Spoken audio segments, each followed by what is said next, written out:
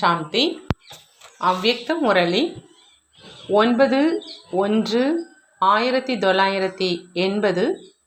அவ்யக்த பாப்தாதா, மதுபன். ஆன்மீக ஆடை மற்றும் ஆன்மீக அலங்காரம்.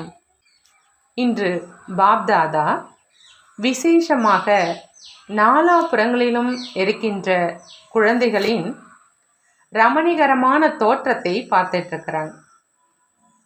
அதை பார்த்து புன்முறுவலிட்டு கொண்டும் இருந்தோம் அப்படிங்கிறாங்க. மேலும் சில இடங்களில் விசேஷமாக சிரிப்பும் வந்துட்டு இருந்தது. அது என்ன தோற்றமாக இருந்தது?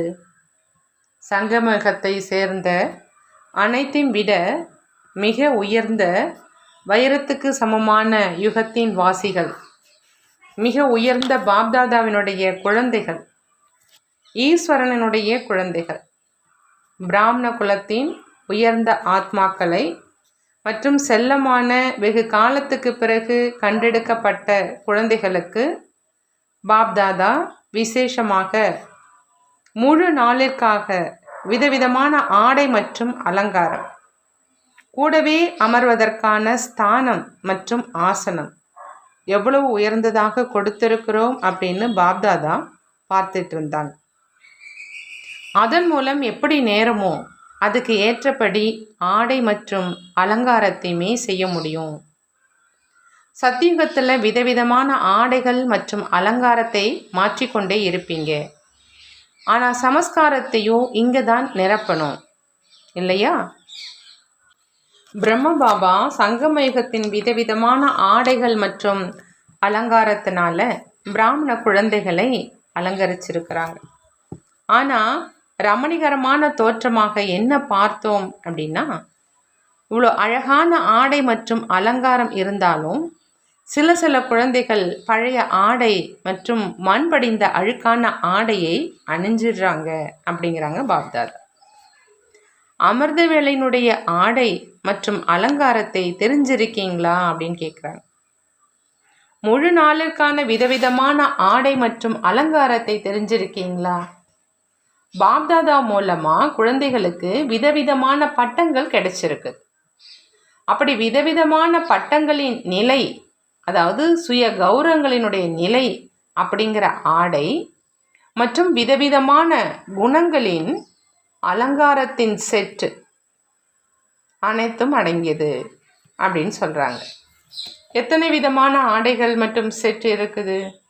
எப்படி ஆடையோ அப்படி அலங்காரத்தினுடைய செட்டு.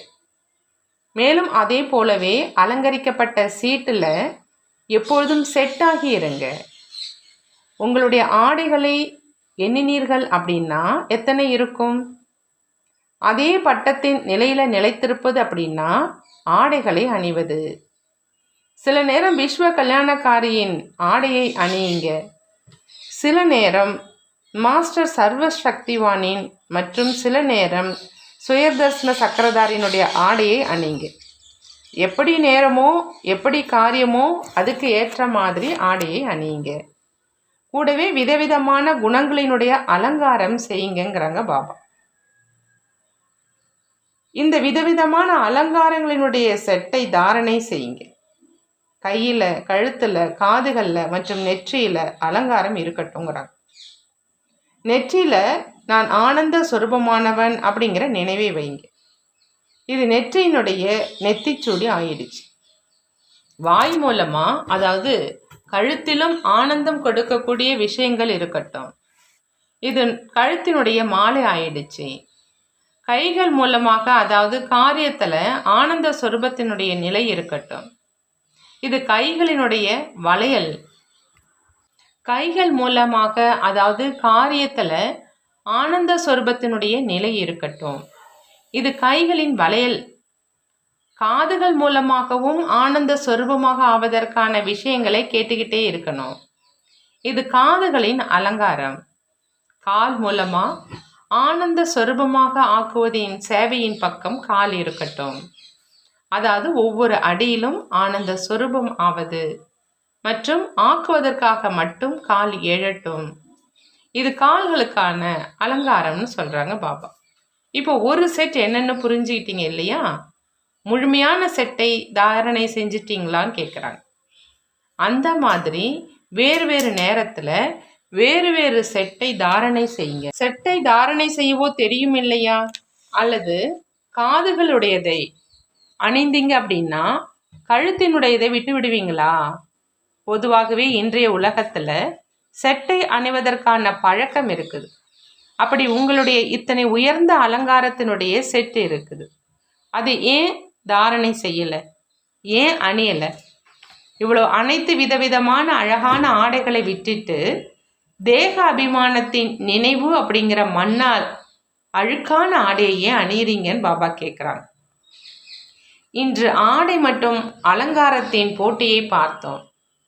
எந்த குழந்தைகள் முழு நாளும் அலங்கரிக்கப்பட்டவர்களாக இருக்கிறாங்க? மேலும் எந்த குழந்தைகள் ஆடையை மாற்றுவதிலும் அணிவதிலுமே ஈடுபட்டு இருக்கிறாங்க? இந்த நேரம் ஒரு ஆடையை அணிவாங்க, அடுத்த நேரம் அந்த ஆடையை கலைச்சிட்டு மோசமான ஆடையை அணிவாங்க. அதிக நேரம் உயர்ந்த அழகான ஆடையை அணியவே முடியாது. அப்படி என்ன பார்த்தோம்? சிலர் முற்றிலும் துர்நாற்றம் வீசும் ஆடையையும் அணிஞ்சிடுறாங்க. எந்த துர்நாற்றம்? உடலின் சம்பந்தம் மற்றும் உடலின் பதார்த்தங்களின் மேல் இருக்கும் பற்றுதலினுடைய துர்நாற்றம் வீசும் ஆடை. அந்த துர்நாற்றம் தொலை தூரத்தில் இருந்தே வந்து கொண்டிருந்தது. சிலர் அழுக்கான தோலான ஆடையை அணிஞ்சிருந்தாங்க. அதாவது குற்றம் நிறைந்த பார்வையின், தோலை பார்க்கும் பார்வையின் அந்த மாதிரி அழுக்கான தோலாலான ஆடையை அணிந்திருந்தாங்க. சிலருடைய ஆடையில அழுக்கான கரையும் படிஞ்சிருந்தது. அழுக்கான கரை அப்படின்னா மற்றவர்களுடைய அவகுணம், அதாவது கரையை தன்னுள் தாரணை செய்வது. அப்படி மிகவும் அழுக்கான கரை படிந்த ஆடையும் இருந்ததுன்னு சொல்றாங்க பாப்தாதா. சிலருடைய ஆடையிலோ மிக மோசமான இரத்த கரைகளும் இருந்தன. அவை ஏன் இருந்தது? அடிக்கடி பாவம் செய்வது, அதாவது ஆத்ம கொலை செய்வது, ஆத்மாவினுடைய உயர்ந்த நிலையின் கொலை செய்வது, அந்த மாதிரி ஆடை அணிந்தவர்களும் இருந்தாங்க அப்படிங்கிறாங்க பாபா. இப்போ யோசிச்சு பாருங்க, எங்கே அழகான பட்டங்களின் நிலையின் ஆடை, மேலும் இந்த அழுக்கான ஆடைகள் எங்கே இருக்குது? உயர்ந்த ஆத்மாக்களின் ஆடையும் உயர்ந்ததாக வேண்டும். அப்படி என்ன பார்த்தோம்? சில குழந்தைகள் முழு நாளும் அதே உயர்ந்த ஆடையில் அலங்காரத்தினுடைய செட்டில் அலங்கரிக்கப்பட்டு இருக்கையில் நன்றாக அமர்ந்திருந்தார். மேலும் சிலர் நல்ல ஆடை இருந்த போதிலும் அணிய விரும்பினால் கூட அணிய முடியாமல் இருந்தாங்க. ஆகையினால அமிர்த வேளையிலிருந்தே உயர்ந்த அலங்காரத்தினுடைய செட்டை தாரணை செய்ய சொல்றாங்க பாப்தாதா. எப்போ உயர்ந்த பட்டங்களினுடைய ஆடையை அணிவீங்களோ, குணங்களின் அலங்காரத்தை செய்வீங்க அப்படின்னா, எப்படி சத்தியுகத்தில் விஸ்வ மகாராஜா மற்றும் விஸ்வ மகாராணியின் ராஜ உடைக்கு பின்னால் தாசதாசிகள் ஆடையை கையில் தூக்கி கொண்டு வருவார்கள். அதே போல இப்பொழுது மாயாவை வென்ற சங்கமேகத்தின் சுயராஜ்ய அதிகாரிகளினுடைய பட்டங்கள் அப்படிங்கிற ஆடையில் நிலைத்திருக்கும் நேரத்தில் இந்த 5 தத்துவங்கள், இந்த 5 விகாரங்கள் உங்களுடைய ஆடையை பின்னால் இருந்து தூக்கி கொண்டு வருவாங்க, அதாவது அடிமையாகி நடந்து கொள்வாங்க. அப்படி இந்த காட்சியை எப்படி மாயாவை வென்றவரின் பின்னால் இந்த ராவணனுடைய 10 தலைகள் 10 சேவாதாரி ஆகி பின்னால் வருவாங்க அப்படிங்கிறத எதிரில் கொண்டு வாங்க.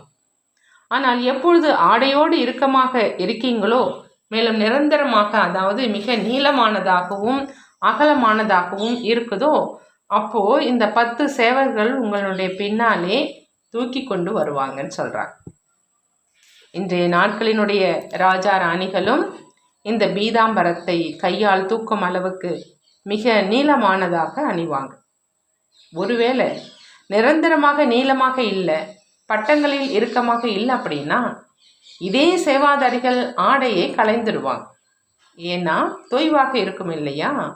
ஆகையினால இப்பொழுது திட எண்ணத்தின் மூலம் பட்டங்களின் ஆடையை இறுக்கமாக வைங்க. திட எண்ணம் தான் பெல்ட். இதன் மூலம் இறுக்கமாக்கினீங்க அப்படின்னா எப்பொழுதும் பாதுகாப்பாக இருப்பீங்க. மேலும் எப்பொழுதும் சேவகர்கள் அடிமையாக இருப்பாங்க. விகாரம் பரிவர்த்தனை ஆகி சகயோகி சேவாதாரியாக ஆகிடும்.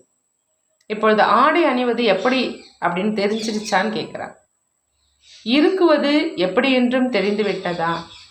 எந்த நேரம் எந்த ஆடையை விரும்புகிறீங்களோ அதை அணியுங்க, ஆனால் அழுக்கான ஆடையை அணியாதீங்கன்னு சொல்கிறாங்க. விதவிதமான ஆடை மற்றும் விதவிதமான அலங்காரத்தின் லாபத்தை எடுங்க. பிரம்மபாபா மற்றும் பாப்தாதா சங்கமேகத்தினுடைய சீர்வரிசை கொடுத்திருக்கிறார். லவ் மேரேஜ் அப்படின்னா சீர்வரிசையும் கிடைக்கும் இல்லையா?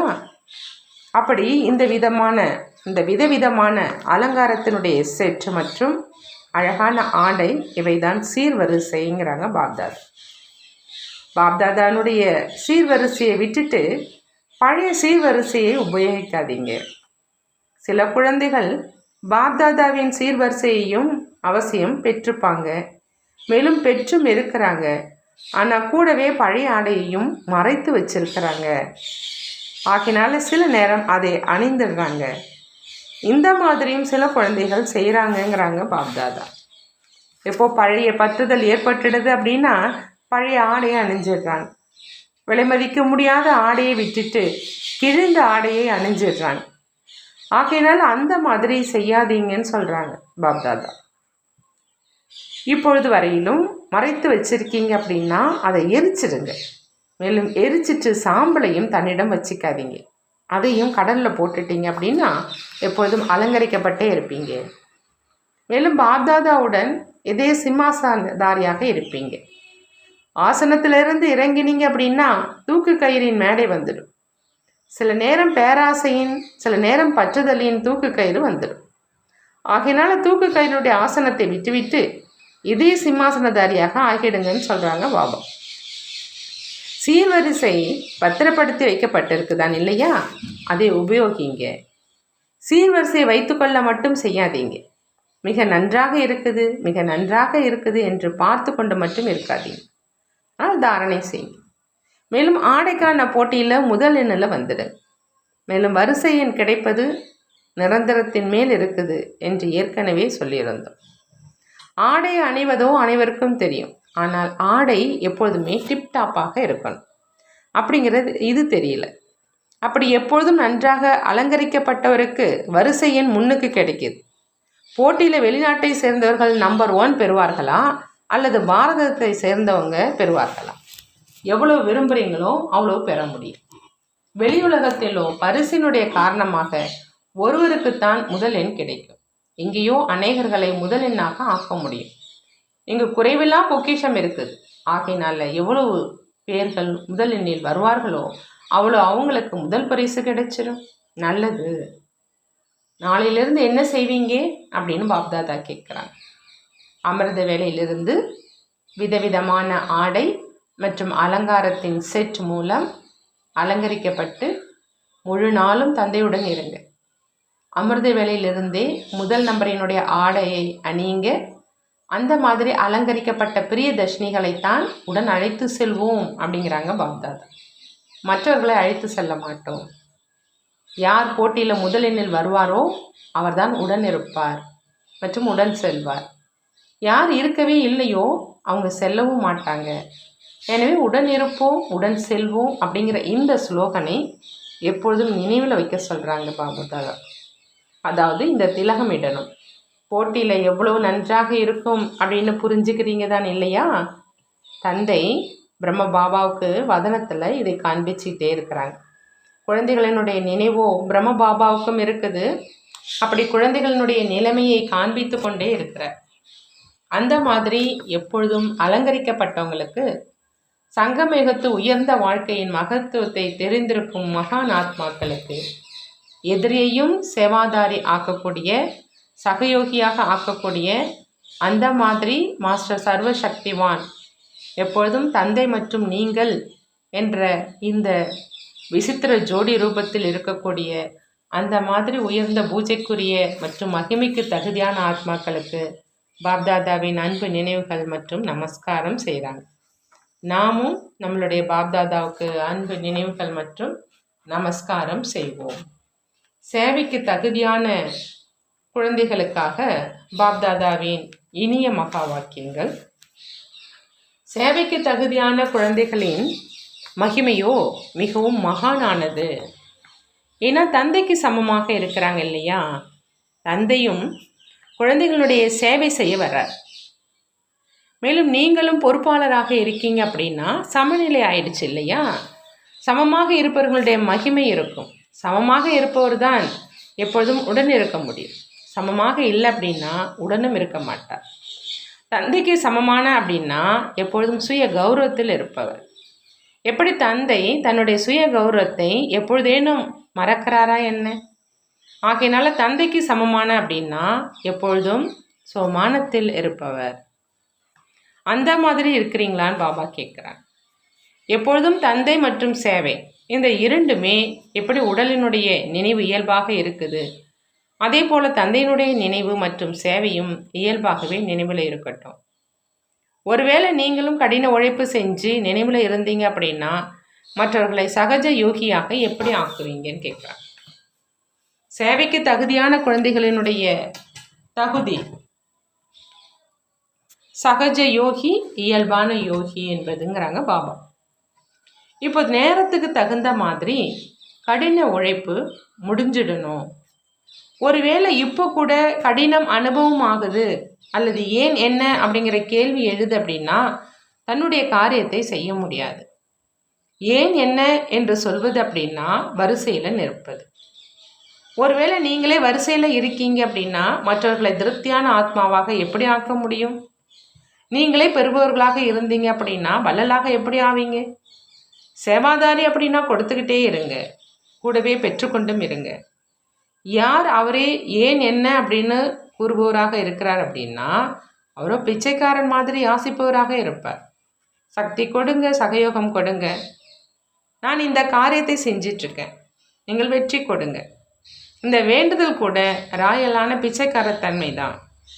யார் அவரே பிச்சைக்காரனுடைய வரிசையில் இருக்கிறார் அப்படின்னா அவர் வள்ளலாகி மற்றவர்களுக்கு எப்படி கொடுக்க முடியும்? இப்பொழுது குழந்தை பருவம் முடிவடைஞ்சது. குழந்தை பருவத்தில் அனைத்தும் அனுமதிக்கப்பட்டன. அழுவது, உணர்வுல வருவது, எண்ணங்களுக்கும் அனுமதி இருந்தது. ஆனால் இப்போ இல்லை. இப்பொழுதோ முதிர்ந்த நிலை, அதுவரை வந்துட்டீங்க இல்லையா? குழந்தை பருவத்தினுடைய விஷயங்கள் வயது முதிர்ந்த நிலையில் இருப்பதில்லை. இதில் ஏன் என்ன என்பது இருக்காது. ஏன் என்ன என்று கூறுறாங்க அப்படின்னா குழந்தைத்தனம் உள்ளவங்க. யார் பேபியாக அதாவது குழந்தையாக இருப்பாங்களோ அவங்க பிபியாக ஆக்க முடியாது, அதாவது மனைவியாக ஆக்க முடியாது. இப்பொழுது கணவன் மற்றும் மனைவிக்கான ஒப்பந்தம். இப்பொழுது குழந்தைத்தனம் முடிவடைந்தது, தந்தைக்கு சமமாக ஆகிட்டீங்க அப்படின்னா கணவன் மற்றும் மனைவியாக ஆகிட்டீங்க. சிறு குழந்தைகளை சமம் என்று சொல்ல மாட்டாங்க. எப்பொழுது குழந்தை பெரியவராகிடுவார் அல்லது தந்தையாகிடுறார் அப்படின்னா அப்பொழுது சமமானவர் என்று சொல்லப்படும். அப்படி இப்பொழுது குழந்தைத்தனம் முடிவடைந்தது, சமஸ்காரம் ஒத்துப்போவதில்லை என்ற இந்த எண்ணமும் வர வேண்டாம். ஒத்துப்போக வைக்கத்தான் வேண்டும், ஒத்துப்போவதில்லை என்று யார் கூறுவாங்க? இவர் மாறுவதில்லை, கேட்பதில்லை, இந்த இல்லை இல்லை என்ற மொழி, அதாவது வார்த்தை யாருடையது? இப்பொழுதோ கண்டிப்பாக நடக்கணுமே தான், சரி என்றிருக்கணும். இல்லை அப்படிங்கிற வார்த்தை முடிவு அடைஞ்சது. அப்படி அனைவருமே ஆம் ஆம் என்று கூறுபவர்கள் தான் இல்லையா அப்படின்னு பாபா கேட்குறாங்க. இப்போ எல்லைக்கு அப்பாற்பட்டவராக ஆக்குங்க, எல்லைக்கு உட்பட்டதை விடுங்க. ஏதாவது ஜோனின் ஹெட் இருக்கிறாங்க அப்படின்னா இதுவும் எல்லைக்கு உட்பட்டதாக ஆயிடுச்சு. படத்தின் உள்ளே பாருங்க, உங்களுடைய ஜோன் எது? புள்ளி. அப்படின்னா எல்லைக்கு உட்பட்டதானது இல்லையா? இப்போ இந்த இடத்தை சேர்ந்தவன் என்ற இதுவும் வேண்டாம், இந்த இடத்திலேயே நான் நன்றாக இருக்கிறேன் என்ற இதுவும் வேண்டாம். எல்லைக்கு அப்பாற்பட்ட அதிபதி ஆக வேண்டுமா அல்லது ஒரு இடத்தினுடைய அதிபதி ஆகணுமா? கொஞ்சம் இடமாற்றம் ஆனது அப்படின்னா மனநிலை மாறிடுச்சு என்று அந்த மாதிரியும் வேண்டாம். இப்பொழுது அங்கே இங்கே அனுப்புவோம், தயாராக இருக்கீங்களா? வெளிநாட்டுக்கு அனுப்புவோம் அல்லது எந்த இடத்துக்காவது அனுப்புவோம். ஆனால் வெளிநாட்டிற்கு அனுப்பினாலும் பாரதத்துக்குள்ளே அனுப்பினாலும் எதற்கும் தயார் நிலையில் இருக்கணும். எப்பொழுது போக வேண்டும் அப்படின்னா சக்தி தானாகவே கிடைச்சிடுது. அப்படி நாளையிலிருந்து அனைவரையும் மாற்றம் செய்யலாமா? புதிய சுற்றறிக்கையை வெளியிடுவோம். பிறகு இப்போ தயாராகுவதற்காக இன்னும் 1 வருடம் கொடுங்க, 4 மாதங்கள் மட்டும் கொடுங்க, 2 மாதங்கள் கொடுங்க என்று அப்படியே சொல்ல மாட்டீங்கள் தான் இல்லையா? தைரியம் இருக்குதா அப்படின்னு கேட்குறாங்க பாபா. நம்முடையது என்று என்னத்தான் இருக்குது. ஒருவேளை நம்முடையது அப்படின்னா அனைத்துமே நம்முடையது. நம்முடையது இல்லை அப்படின்னா எதுவுமே நம்முடையது இல்லை. எது தந்தையினுடையதோ அது நம்முடையது.